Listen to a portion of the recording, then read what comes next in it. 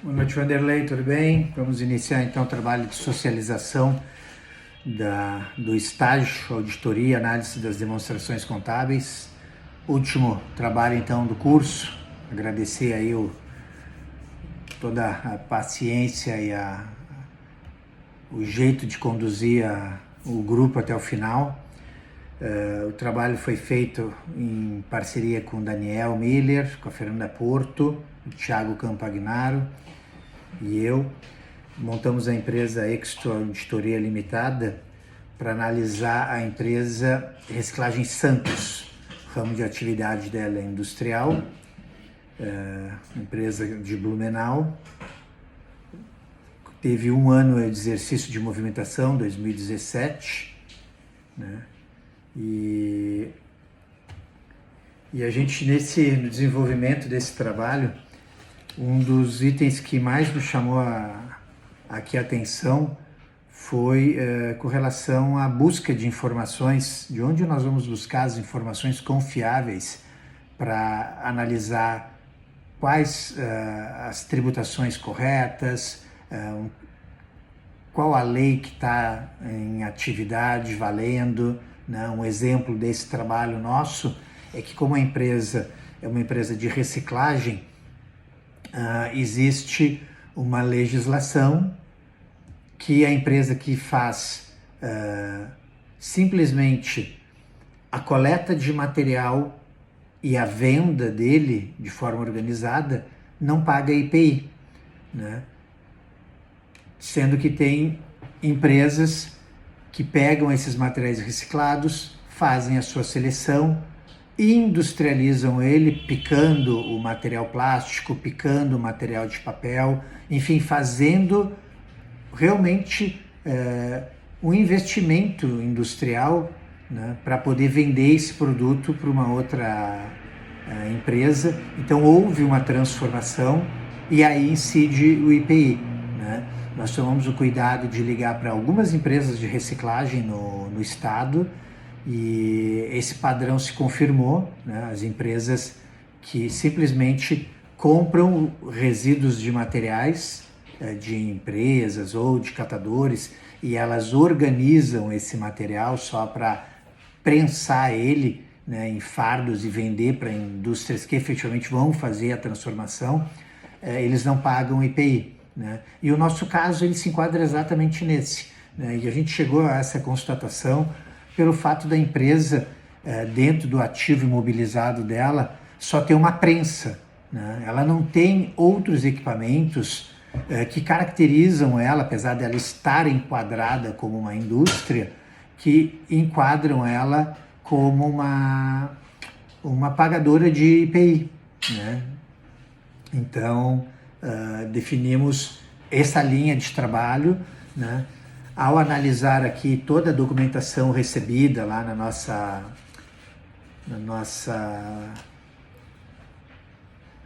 no organizador lá do nosso trabalho, né, que é o anexo 39, a gente pôde constatar na estrutura e codificação dos papéis de trabalho, a gente pôde constatar que teve uma série de equívocos nas demonstrações de resultado, no fluxo de caixa, no balanço, né?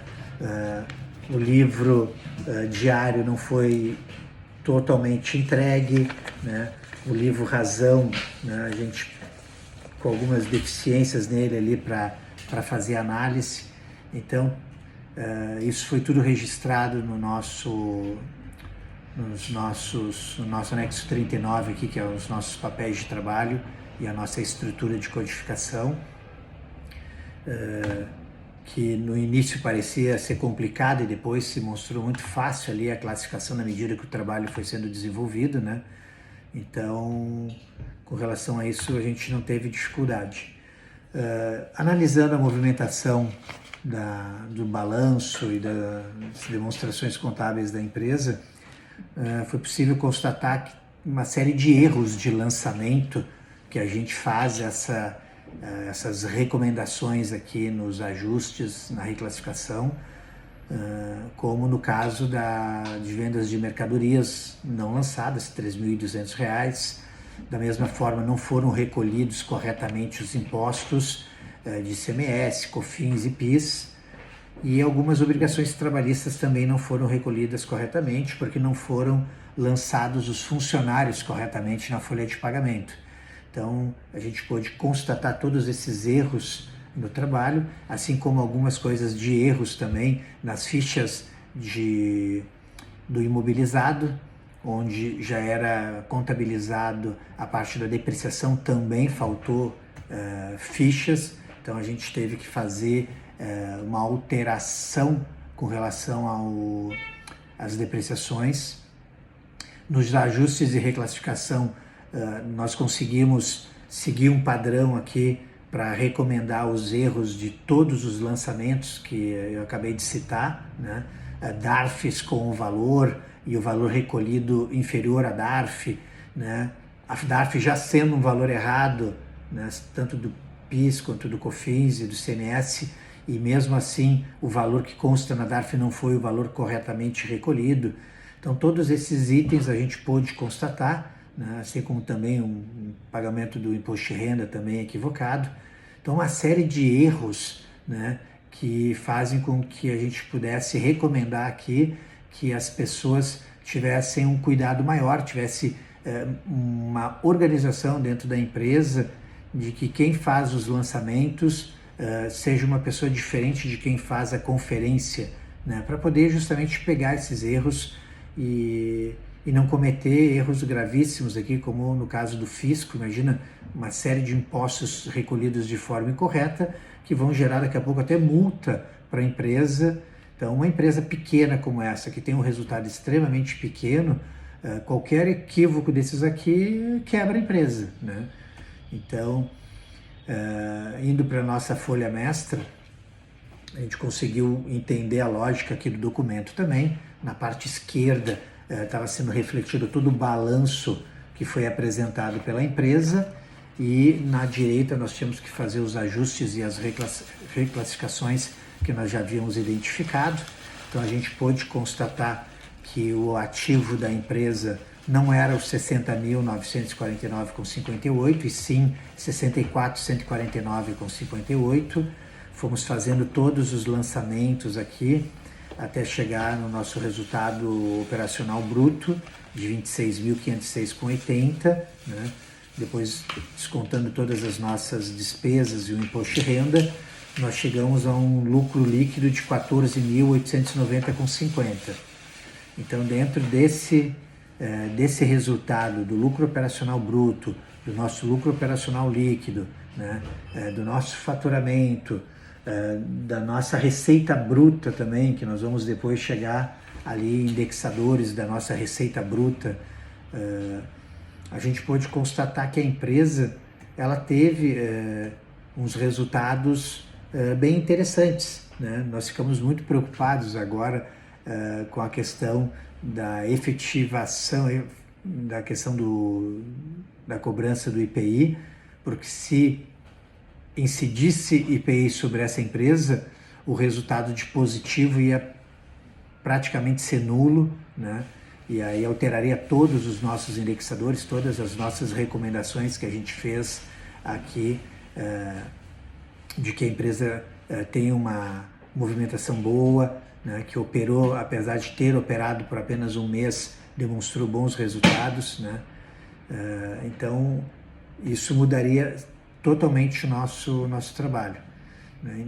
Então, só para dar sequência aqui, com base então na auditoria efetuada, a gente pôde constatar que em 31 de dezembro foram aplicados a auditoria e identificado uma série de erros, né, que foram os que eu citei ali, de erros de lançamento, né, erros no ativo imobilizado da empresa, então a depreciação equivocada, né, a referência às análises dos fornecedores também teve uma série de erros de lançamento, né?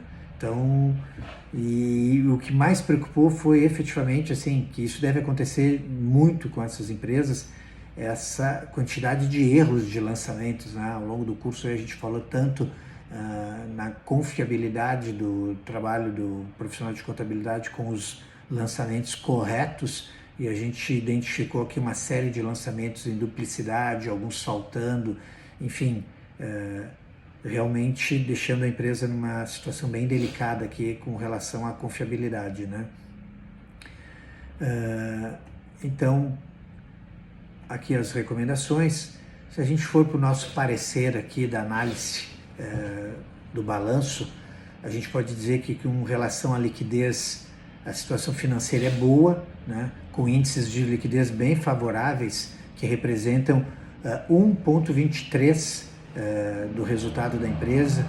Significa dizer que para cada um resultado de dívida, R$1 de dívida, a empresa disponibiliza 23 centavos para honrar os compromissos, né? A gente está falando aí de 23% de liquidez. Para uma empresa pequena e que teve um mês de operação, é uma coisa bastante aceitável, sim, que vai poder honrar os compromissos dela com toda a tranquilidade. Tomamos o cuidado de fazer aqui todos os cálculos, né, dos índices de liquidez para ficar registrado. A mesma coisa com relação à estrutura de capital, né? Os capitais de terceiro nessa empresa, eles são inexistentes, não tem capital de terceiro nessa empresa, é só capital dos sócios. Então a gente aproveitou para fazer uma comparação que o resultado da empresa, os capitais de terceiro são inexistentes, a empresa atua apenas com capital de sócios. Dessa forma podemos verificar que o capital dos sócios situa em torno de 49% do total das aplicações da empresa. Então, a empresa está conseguindo operar com mais de 50% do dinheiro necessário com os recursos dela, que ela está gerando de riqueza. Então, e não tem ainda capital de terceiros, né? Indo para a questão de rentabilidade, também conseguimos uma rentabilidade bem interessante aqui. Então, aqui a empresa obteve, no primeiro mês de atividade, o único mês do exercício, um resultado operacional satisfatório. O retorno do ativo, né, é de 25%, enquanto que o patrimônio líquido é de 49%, que refere aí, como eu tinha falado, uma situação bastante interessante dos índices de liquidez da empresa, né?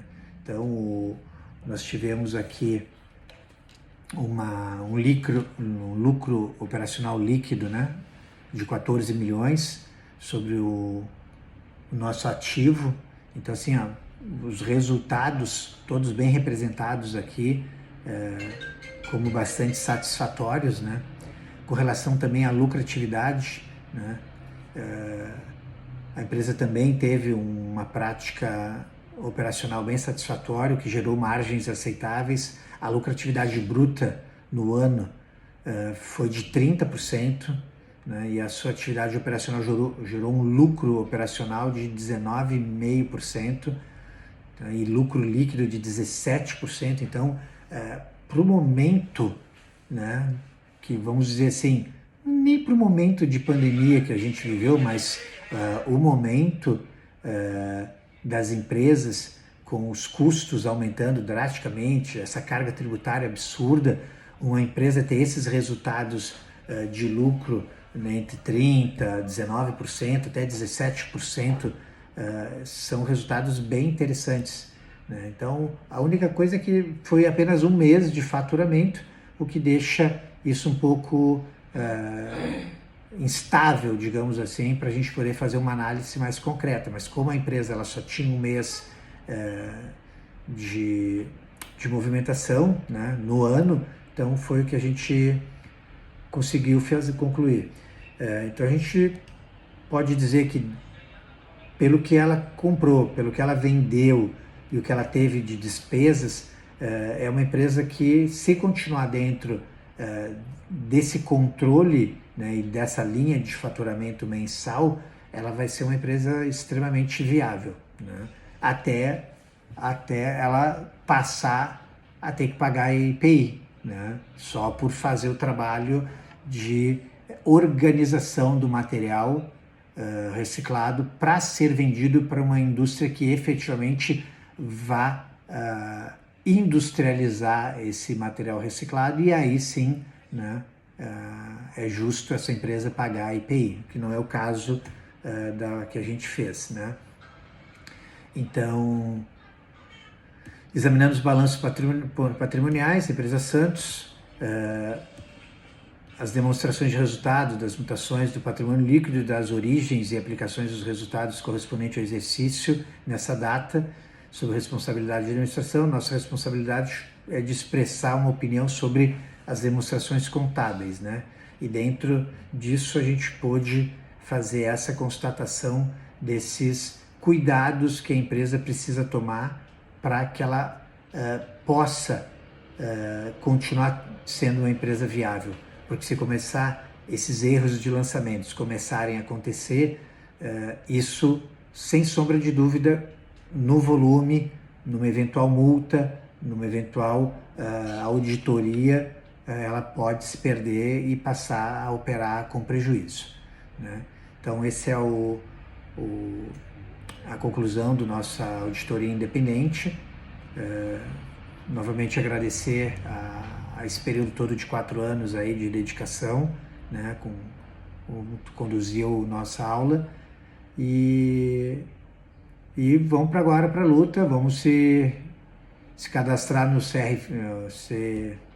CRC lá, para poder ter essas informações atualizadas de as leis que estão em vigor, né, fora saber na Receita Federal buscar as informações lá também, mas começar a se apoiar no CRC com relação a essa parte de atualização das leis e essas alterações que acontecem, vamos dizer aí, praticamente todos os meses, tá bom? Muito obrigado novamente, até mais.